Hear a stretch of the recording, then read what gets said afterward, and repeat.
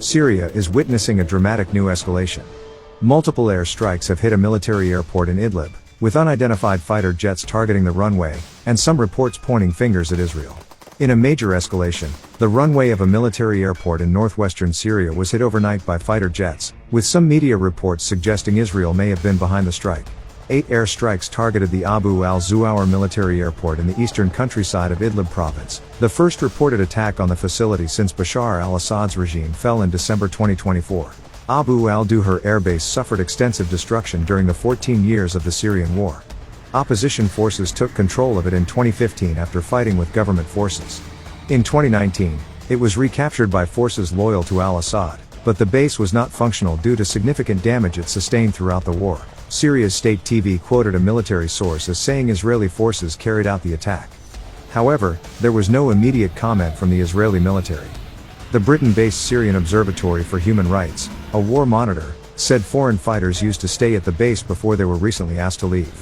The observatory added that Turkey, which is a main backer of Syria's government, has been rehabilitating the air base that had been out of service for years during Syria's conflict that left nearly 500,000 people dead. Since the fall of Bashar Assad's government in December 2024 when insurgents marched into his seat of power in Damascus, tensions between Israel and Turkey over Syria have been on the rise. Several other airports across Syria have been targeted in the past, including Aleppo International Airport, Nayrab Military Airport, Al-Sharad in Homs, and the Tayaz and Al-Daba airports in central Syria. But Abu al-Zuhur had remained untouched since the fall of the Assad regime. Israel carried out hundreds of airstrikes around Syria after Assad's fall, mainly destroying assets of the Syrian army to keep them out of the hands of his successors. Israeli drone strikes on a southern suburb of Damascus last year killed 8 soldiers and wounded others.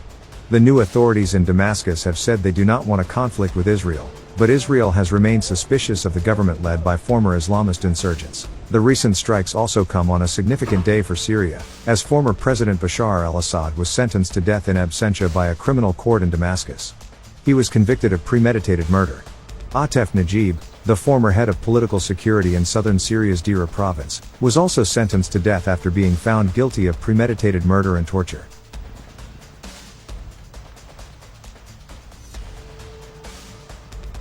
The International Atomic Energy Agency, or IAEA, is preparing to remove nuclear material from a secret site in Syria following an agreement involving the US, Syria and Israel, according to US media reports citing Israeli and American officials. The Syrian government also confirmed the development, saying it had cooperated with the IAEA, the US and what it called friendly countries on the matter. The agreement was reportedly reached through efforts by the Trump administration and the IAEA to secure the material and prevent the situation from escalating further between Israel, Syria, and Turkey.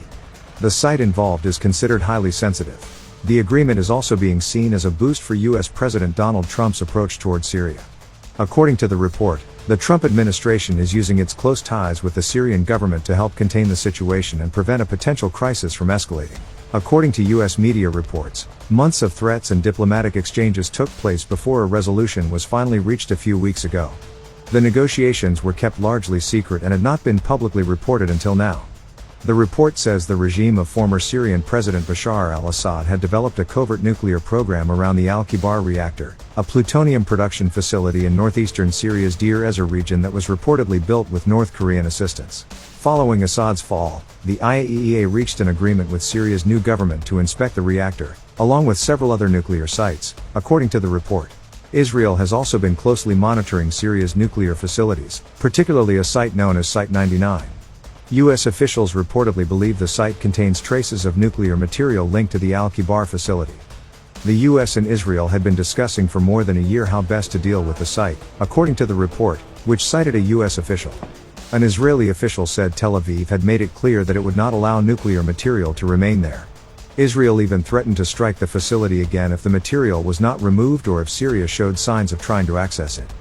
Eventually, the US and Israel agreed that the best option was to work with the Syrian government and have the material removed. However, sources said Syrian officials denied knowing that any nuclear material was present at the site. A US official said only a very small number of people in the US, Israel and Syria were aware of the situation. The official also described Syria's new government as a good partner in the newly established relationship.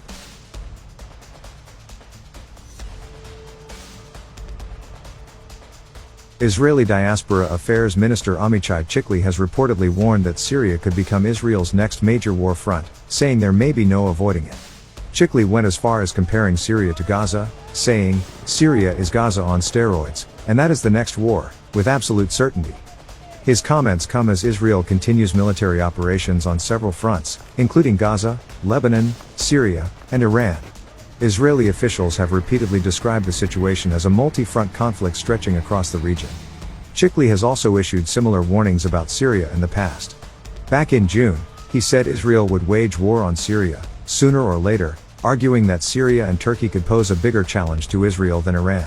Following the fall of Bashar al-Assad's government in December 2024, Israel declared the 1974 Syria-Israel disengagement agreement void and moved its forces into the UN-monitored buffer zone adjoining the occupied Golan Heights.